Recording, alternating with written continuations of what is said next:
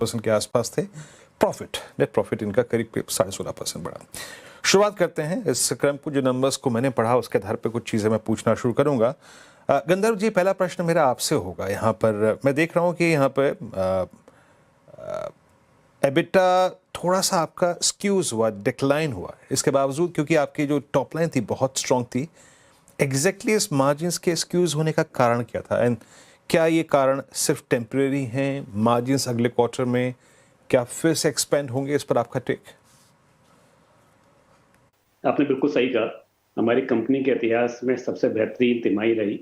हमने करीब 31,400 करोड़ रुपए का टोटल कारोबार किया। आपने जहाँ तक एबिटा मार्जिन का बोला है, वो लगभग कंपेरेबल है। 10%, 9.7% के बीच में अगर आप दोनों तिमाही को देखते हैं, बेस ईयर इस ईयर की, उसके आसपास है। हमारे कुछ बिजनेस में ऐसा होता है कि जो प्राइस इंक्रीज होता है रॉ मटेरियल का, वो कस्टमर को पास ऑन करते हैं वो एक टाइम लैग के बाद में, 2 महीने 3 महीने के बाद में। तो कभी कभी वो थोड़ा बहुत फ्लक्चुएशन देखने को मिलता है। दूसरा, हम लोगों ने कुछ ट्रांसफॉर्मेटिव स्टेप्स लिए थे कुछ पर्टिकुलर बिजनेस के लिए पहले क्वार्टर में। उसका फायदा हमें अभी देखने को मिला है। वहां पे हमारे को कुछ कॉस्ट का इंप्रूवमेंट दिखा है। ओवरऑल प्रॉफिटेबिलिटी मार्जिन अच्छा रहा है।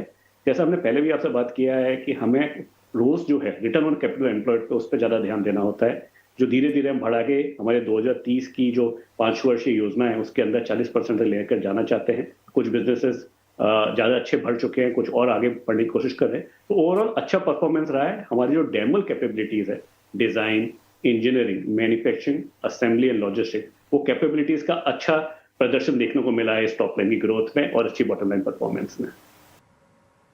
ओके, ठीक है, ये पॉइंट टेकन। पंकज जी, एक प्रश्न आपसे। यहाँ पे मैं देख रहा था कि जो आपका वायरिंग हार्नेस सेगमेंट है, वहाँ पे मार्जिन सब्सटेंशियली ड्रॉप हुए हैं। मैंने I think it's now 9.7 versus 11.8। क्या है ये? कॉस्ट प्रेशर है, ऑपरेशनल इनएफिशिएंसीज थी, या फिर आप एग्जैक्टली वो प्राइसिंग प्रेशर को हैंडल नहीं कर पाए? प्राइसिंग प्रेशर था ओईएम्स की तरफ से, क्या था ये कारण? आपने बड़ा अच्छा प्रश्न किया ये। इसमें जो वायरिंग हार्नेस सेगमेंट है हमारा, उसके अंदर भी जैसे गंधर्व ने बताया कि हम लोग आरओसी को देखते हैं। अगर आप मार्जिन को देख रहे हो तो जो अमेरिकन मार्केट है, नॉर्थ अमेरिकन कमर्शियल व्हीकल का मार्केट, उसके अंदर करीब 27% का डिक्लाइन आया। एक वो कारण रहा। दूसरा, उन्होंने कहा कि कमोडिटी है जैसे कॉपर है, वो टाइम लैग के साथ में 3 महीने या 6 महीने के एवरेज पे टाइम लैग पे कस्टमर को कॉन्ट्रैक्ट्स हैं जिसमें वो पास ऑन होता है। और इस क्वार्टर में करीब 21% का कॉपर के रेट्स में इजाफा हुआ, जिसका एक काफी मेजर इम्पैक्ट है।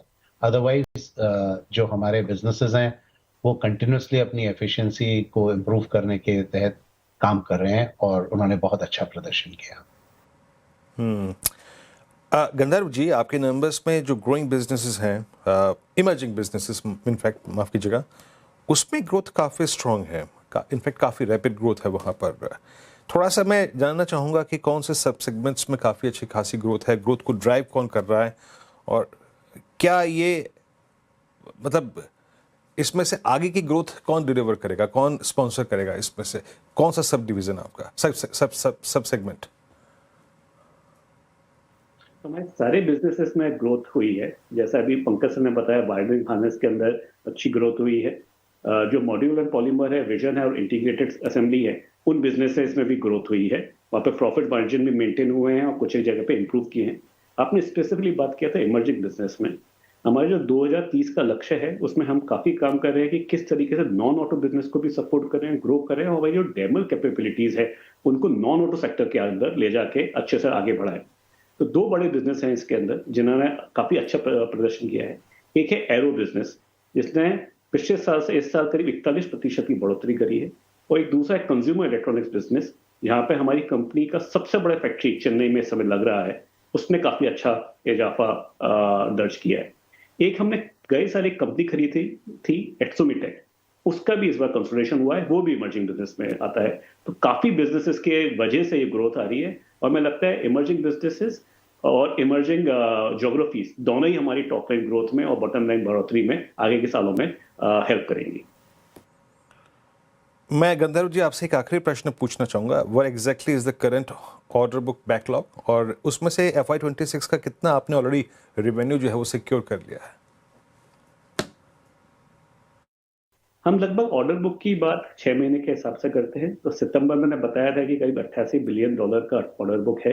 हम वापस आपके पास मार्च के समय आएंगे और फिर बताएंगे कि ऑर्डर बुक की क्या इस समय स्थिति है। पर डायरेक्शनली अगर आपको कलर देना चाहें तो ऑर्डर बुक स्ट्रांग हुई है, ऑटो बिजनेस में भी, नॉन ऑटो बिजनेस में भी, और हमें अगले साल के ऊपर भी काफी अच्छा कॉन्फिडेंस और पॉजिटिव आउटलुक नजर आता है। मैक्रो एनवायरनमेंट भी काफी अच्छा है, FTA से भी फायदा मिलने वाला है। ओवरऑल मैक्रो में अगर आप ग्रोथ भी देखेंगे, पैसेंजर व्हीकल देख लीजिए, कॉमर्शियल व्हीकल देख लीजिए, वहां भी ऐसा लग रहा है कि धीरे धीरे ग्रोथ आती जाएगी। इमर्जिंग जो आपकी ज्योग्राफीज है वहां पे ज्यादा ग्रोथ आएगी, हो सकता है डेवलप कंट्रीज में कम ग्रोथ है, तो ओवरऑल हर जगह ग्रोथ आती रहेगी। सो आगे के सालों का आउटलुक भी बहुत अच्छा नजर आता है। चलिए पंकज जी, आपका भी बहुत बहुत शुक्रिया। गंधर्व जी, आपका भी बहुत बहुत शुक्रिया। आप पोस्ट नंबर्स इस इंटरेक्शन में, इस बातचीत में शामिल हुए। अभी के नंबर्स पे और फ्यूचर्स के नंबर्स पे अपने आउटलुक आपने प्रस्तुत किया, बहुत बहुत शुक्रिया और बहुत बहुत शुभकामनाएं आपको अगले क्वार्टर के लिए हमारी CNBC आवाज़ की पूरी टीम की तरफ से। शुक्रिया सर।